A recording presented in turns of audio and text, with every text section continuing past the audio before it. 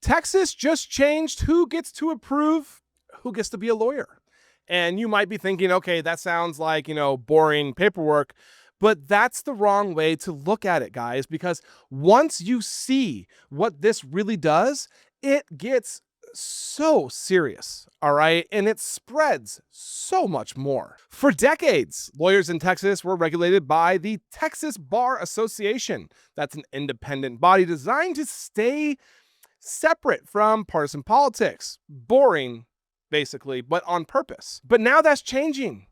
I mean, approval and oversight power is being shifted away from independent organization and move closer to political control. Now, if you hear this and think, so what? How does this affect me? Well, you know what? That's the wrong question. Because the real issue here isn't lawyers, it's who controls the legal system. I mean, under this new structure, political actors now have more influence over who is approved, disciplined, or removed from the legal profession. So that means that decisions that used to be based on ethics, competence, and professional standards can now be influenced by political views, ideology, loyalty. That is creepy, right? So, I mean, look, let's go even deeper into this because this gets so much more dangerous, right? Lawyers aren't just private professionals. I mean, they're the people who defend civil rights, who challenge government abuse, who represent protesters, journalists, who sue the state, who defend people against criminal charges. So think about this. Controlling who gets to be a lawyer means controlling who gets to challenge power. Bar associations exist for a reason. They exist to keep one critical firewall in place. Politics stays out of the legal profession. Because the moment lawyers believe their license depends on political approval, everything will change, okay? And this is where it stops just being about Texas, guys, and it starts being about the president. Because you know why?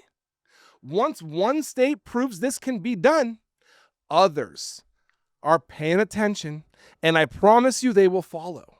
Now, let's be very clear about how this can be used. If political actors do control lawyer approval, they can fast track attorneys who align with them. They can slow roll or deny approvals, to lawyers who challenge the government. They can even create a chilling effect where attorneys start self-censoring and can basically quietly weed out lawyers who take unpopular cases. Now, you can stop here and say that this sounds extreme, right? But that's only half the story, guys. I'm sorry, there's more. The goal doesn't have to be total control. It only has to be enough pressure that fewer lawyers are willing to fight. And fewer, legal challenges mean more unchecked power. Most people will never interact with the, Texas Bar Association directly. Some people probably don't even know it exists. But guess what? Basically everyone relies on lawyers, whether, they realize it or not. Lawyers are the ones who file injunctions, who block unconstitutional laws, who represent families harmed by the state, who protect free speech and protest rights.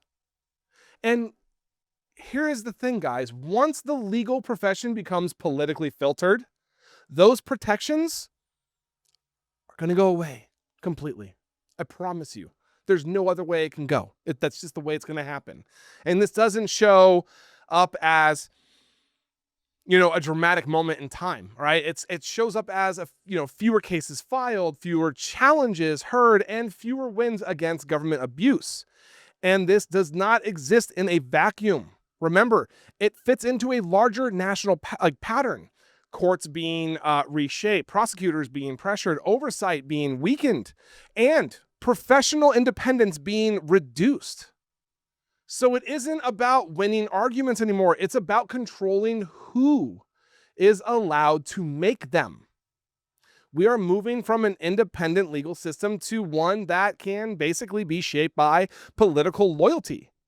People think this is just a Texas issue. But once lawyers need political approval to do their jobs, the law stops protecting people and starts protecting the power. And by the time that becomes obvious, reversing it will be very hard, if not impossible.